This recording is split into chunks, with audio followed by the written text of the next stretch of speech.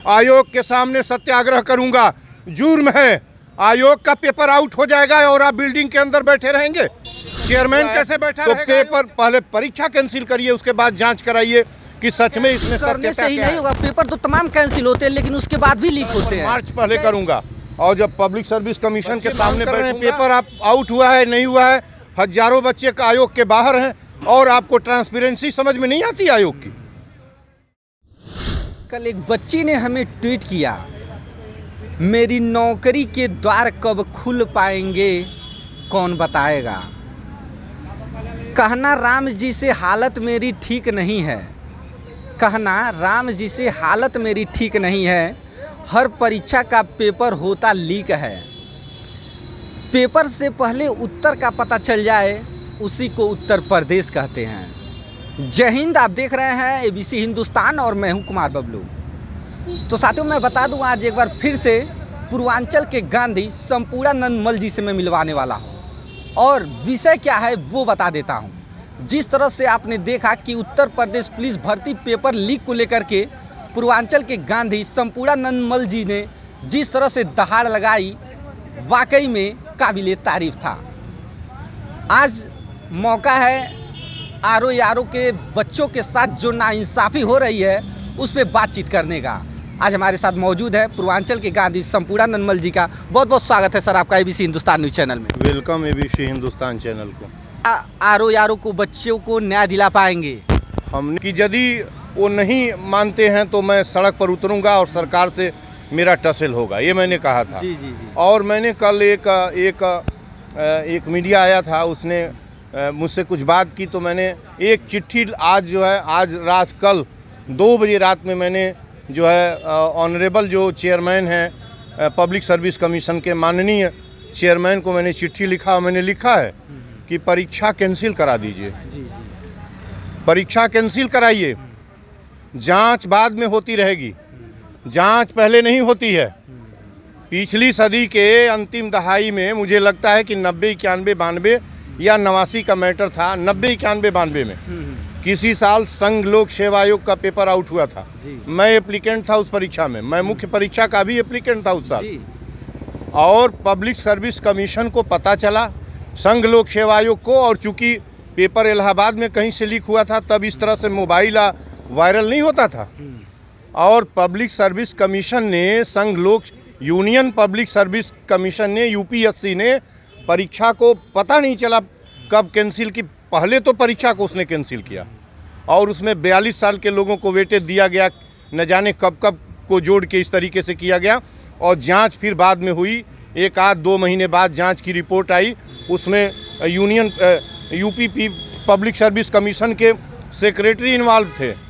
Paper किस तरीके से लीक हुआ था उनको CBI ने जांच करके बहुत टार्चर किया, उसके बाद सब डिस्क्लोज हुआ। आप बच्चे मांग कर रहे हैं पेपर आप आउट हुआ है नहीं हुआ है, हजारों बच्चे का आयोग के बाहर हैं और आपको ट्रांसपेरेंसी समझ में नहीं आती आयोग की। वो आयोग है, वो पुलिस की भर्ती परीक्षा का जगह नहीं है कि आपके मनमाना चलेगा। आप परीक्षा कैंसिल करिए। वो ट्रांसपेरेंट भवन है, वह जगह है कि जिसके ऊपर आंच अंगुली उठ रही है कि पेपर आउट हुआ है। लीक एक बच्चा भी कहता है पेपर लीक हुआ है तो पेपर पहले परीक्षा कैंसिल करिए, उसके बाद जांच कराइए कि सच में इसमें सत्यता क्या है। ये क्या मतलब बना रखे हैं आप? बच्चों के करियर के साथ खेल रहे हैं आप। बच्चों के करियर के साथ खेलेगा आयोग? किससे पूछूं कैसे खेलेगा? मैंने कल खत भी लिखा है और ऑनरेबल जो चेयरमैन हैं, यहीं के चेयरमैन हैं संजय जी को मैंने खत लिखा है, खत वायरल भी किया हूं कि आज कल में कैंसिल कर दें, नहीं तो मैं आयोग के सामने पहुंचूंगा तो टकराहट के अतिरिक्त कुछ नहीं बचेगा। आयोग के सामने सत्याग्रह करूंगा, जुर्म है। आयोग का पेपर आउट हो जाएगा और आप बिल्डिंग के अंदर बैठे रहेंगे। चेयरमैन कैसे बैठा रहेगा आयोग के अंदर?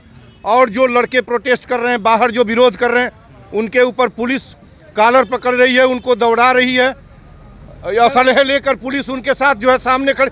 ये क्या मतलब है भाई? आप सुरक्षा के लिए खड़े हैं कि नौजवानों के ऊपर असलहा दिखाएंगे? आप नौजवान को मैंने देखा एक वीडियो में कि नौजवान को उस पुलिस का क्या बिगाड़ा था कि नौजवान ने उसकी कॉलर पकड़ी।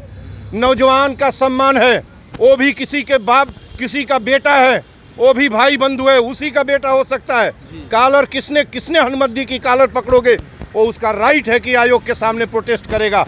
मैं फिर से आज पुनः एक और पत्र लिखूंगा आयोग के चेयरमैन को कि परीक्षा वापस कैंसिल करें, जांच कराएं और अपनी गरिमा का, अपने गरिमा और सम्मान, ट्रांसपेरेंसी का, अपने पद की गरिमा का और पारदर्शिता का आयोग इसलिए आयोग कहा जाता है कि वो केवल उसकी ट्रांसपेरेंसी के बदौलत वो मजबूत दीवार बनी है और उसमें कोई क्लास 3 और सिपाही की भर्ती नहीं होती, सारे अधिकारियों की भर्ती होती है।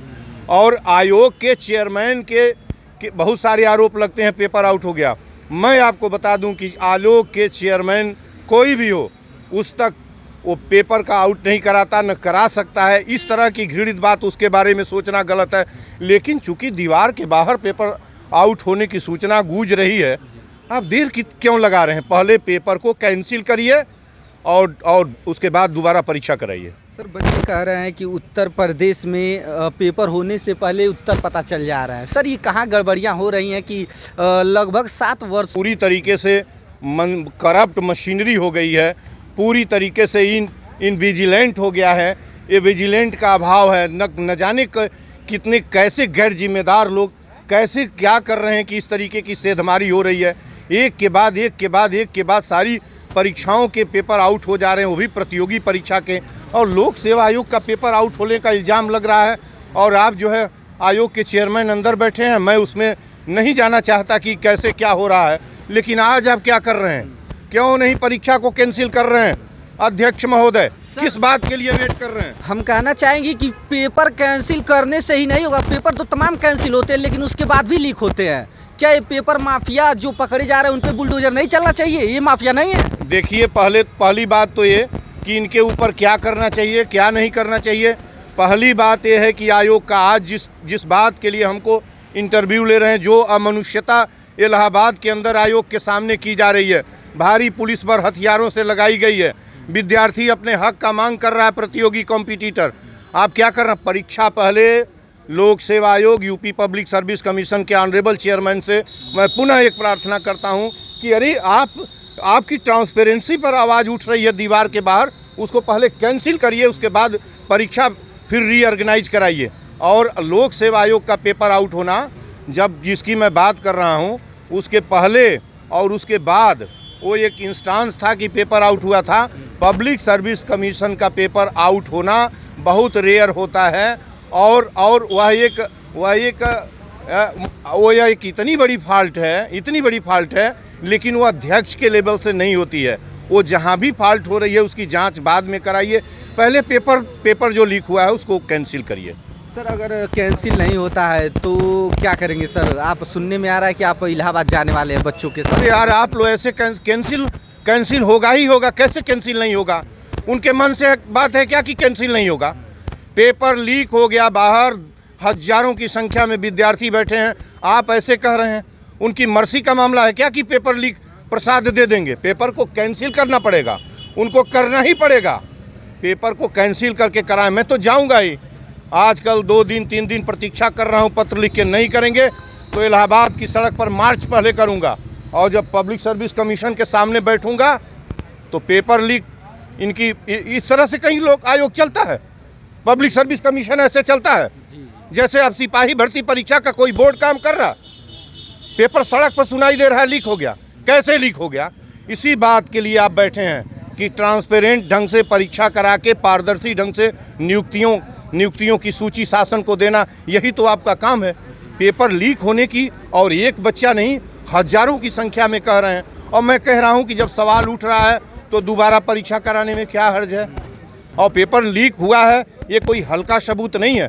तमाम जैसे सबूत हमने देखा जिस तरीके से पेश किए जा रहे हैं, वो वजनदार सबूत हैं।